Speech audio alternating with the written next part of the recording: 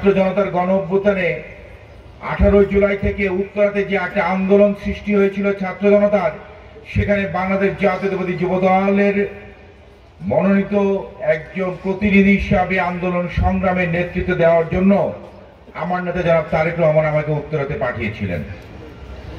আমি ছাত্র জনতার সে আন্দোলনে আমি উত্তরা থেকে আমি নেতৃত্ব দিয়েছি। সেই নেতৃত্ব দিতে গিয়ে আসলে উত্তর খান, দক্ষিণ খান, তুরাগ, উত্তরা পূর্ব, উত্তরা পশ্চিম এবং বিমানবন্দর, এই 6টি থানার নেতৃবৃন্দ আন্দোলন সংগ্রামে কে কতটুকু ভূমিকা রেখেছে, কাকে আমি রাজপথে পেয়েছি আর কাকে আমি রাজপথে পাইনি, আমার মনে হয় এই প্রশ্নের উত্তর খুঁজতে আমার কারোর কাছে যাওয়া লাগবে না, আমি নিজেই সেটার উত্তর দেওয়ার জন্য যথেষ্ট।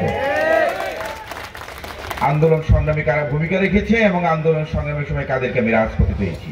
5ই আগস্টের একটি সফল ছাত্র জনতার গণ অভ্যুত্থানে সারা বাংলাদেশের মানুষ মাফিয়া ফ্যাসিস্ট শেখ হাসিনাকে পদত্যাগ করিয়ে এই দেশ থেকে বিতাড়িত করেছে এবং 5ই আগস্টের সে ছাত্র জনতার গণ অভ্যুত্থানের পরে সারা বাংলাদেশের মানুষে একটি নতুন যে অন্তর্বর্তীকালীন একটি সরকার প্রত্যাশা করেছিল, সেই নতুন অন্তর্বর্তীকালীন সরকার প্রধান ডক্টর ইউনূসকে বাংলাদেশের মানুষ স্বতঃস্ফূর্তভাবে সমর্থন জানিয়েছে এবং স্বতঃস্ফূর্তভাবে সমর্থন জানিয়ে সহযোগিতা করছে বাংলাদেশ জাতীয়তাবাদী দল বিএনপি এবং বাংলাদেশ জাতীয়তাবাদী দল বিএনপির ভারপ্রাপ্ত চেয়ারম্যান জনাব তারেক রহমান।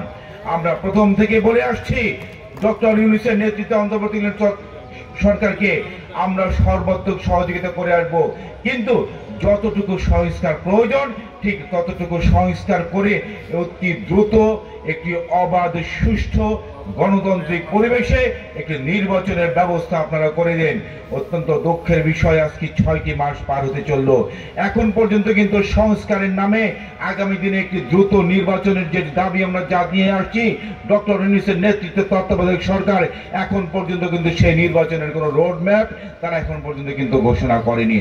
আমরা অতি দাবি জানাচ্ছি, অতি দ্রুত যতটুকু সংস্কার করা প্রয়োজন ততটুকু সংস্কার করে মানুষের ভোটাধিকার ফেরত দেন, মানুষকে একটি অবাধ সুষ্ঠু পরিবেশে মানুষের ভোটাধিকার ফিরে দিয়ে মানুষকে একটি নির্বাচনের সুযোগ দেন, যে নির্বাচন গত 17 বছর ধরে বাংলাদেশের মাটিতে হয়নি, যে নির্বাচনের নামে প্রহসন ঘাটিয়ে শেখ হাসিনা 2014 সালে একটি নির্বাচনবিহীন সরকার গঠন করেছে আর 2018 সালে নিশি রাতের নির্বাচন করেছে, সর্বশেষ 2024-এ একটি দামিয়ামি নির্বাচন করে নির্বাচনের প্রহসন বাংলাদেশে ঘটিয়েছে। বাংলাদেশের মানুষ দীর্ঘ 17 বছর ধরে তাদের ভোটাধিকার থেকে বঞ্চিত আছে। বাংলাদেশের মানুষ দীর্ঘ 17 বছর ধরে তাদের কাঙ্ক্ষিত জনকাঙ্ক্ষা প্রতিফলন ঘটিয়ে একটি নির্বাচিত সরকার তারা এখন পর্যন্ত গঠন করতে পারেনি। একটি নির্বাচিত সরকারের পক্ষে কেবল সম্ভব এদেশে একটি সংস্কার ঘটিয়ে একটি সুখী স্বনির্ভর বাংলাদেশ গড়ার লক্ষ্যে সংবিধান সংস্কার থেকে শুরু করে আইন বিভাগ থেকে শুরু করে প্রশাসনের সংস্কার থেকে শুরু করে যে জায়গাগুলোতে সংস্কার প্রয়োজন, হাসিনা যে কালো আইনগুলো করেছে সেগুলো বাতিল করে সেগুলো সংস্কার প্রয়োজন একমাত্র তখনই হবে যখন একটি নির্বাচিত সরকার গঠন হবে। এই জন্য আমরা অতি দ্রুত আমরা একটি নির্বাচনের দাবি জানাচ্ছি, যে নির্বাচনের মাধ্যমে বাংলাদেশের জনগণ তাদের ভোটাধিকার প্রয়োগ করতে পারবে, যাকে খুশি তাকে ভোট দিতে পারবে। আমরা সেই নির্বাচনের দাবি জানাচ্ছি। আমরা আর কাল বিলম্ব করার আমরা কোনো সুযোগ দেখি না, কারণ দীর্ঘ 6টি মাস পার হতে চলল, এখন পর্যন্ত কিন্তু সংস্কারের জন্য আপনারা যথেষ্ট সময় পেয়েছেন। আমি মনে করি বাংলাদেশ জাতীয়তাবাদী দল বিএনপি মনে করে আগামী 3 মাসের মধ্যে একটি অবাধ সুষ্ঠু নির্বাচনের তারিখ ঘোষণা করা সম্ভব। ভয় পেয়েছে একটি নির্বাচনকে, যে নির্বাচনের জনগণ যেন তাদের ভোটাধিকার প্রয়োগ করতে না পারে, সেই নির্বাচনকে তারা সবসময় ভয় পেয়েছে। আমরাও কি তাহলে ধরবো? আপনারাও কি আজকে শেখ হাসিনার মতো নির্বাচনকে ভয় পাচ্ছেন? যদি আপনারা আজকে ডক্টর ইউনূসের নেতৃত্বে অন্তর্বর্তীকালীন সরকার আপনারাও যদি আজকে শেখ হাসিনার মতো নির্বাচনকে ভয় পান, তাহলে আমাদের তো বলতে হবে তাহলে শেখ হাসিনার কাছ থেকে আপনারাও শিক্ষা গ্রহণ করুন, অতি দ্রুত একটি নির্বাচনের ব্যবস্থা করুন। সর্বোপরি আমি বাংলাদেশ জাতীয়তাবাদী যুবদল ঢাকা মহানগর উত্তরের উত্তর খানদানের 45 নম্বর ওয়ার্ড যুবদলের নেতা কর্মীদের প্রতি আমি আহ্বান জানাবো, আপনারা অতীতে আন্দোলন সংগ্রামে আপনারা ভূমিকা রেখেছেন। আপনারা বিভিন্ন নির্যাতনের শিকার হয়েছেন, হামলার শিকার হয়েছেন, মামলার শিকার হয়েছেন। সে কিন্তু মাফিয়া ফ্যাসিস্ট হাসিনা দেশ ছেড়ে পালিয়ে গেছে। আপনাদের এখন মাথায় রাখতে হবে, মনে রাখতে হবে, বিএনপির সকল ক্ষমতার উৎস এদেশের জনগণ।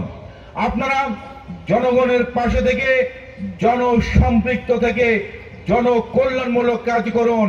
আপনারা কিভাবে কাজ করলে কি মানুষের ভালোবাসা অর্জন করা যায়, আপনারা সেই লক্ষ্যে আপনাদের প্রতিটি পদক্ষেপ গ্রহণ করুন, মানুষের ভালোবাসা অর্জন করুন, মানুষের আস্থা অর্জন করুন এবং সবসময় জনসম্পৃক্ত থেকে জনকল্যাণমূলক কাজ করুন।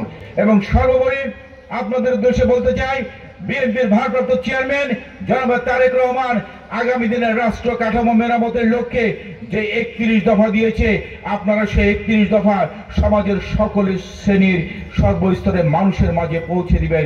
যে 31 দফার আলোকে আগামী দিনে বাংলাদেশের একটি সুখী সমৃদ্ধ বাংলাদেশ গড়ে তোলা হবে। সেই 31 দফার আলোকে রাষ্ট্র কাঠামোর সংস্কার করা হবে। সেই 31 দফার আলোকে একটি সুখী সমৃদ্ধ বাংলাদেশ গড়ে তোলা হবে। সেই 31 দফা আপনারা সর্বশ্রেণী পেশার মানুষের মাঝে আপনারা পৌঁছে দিন।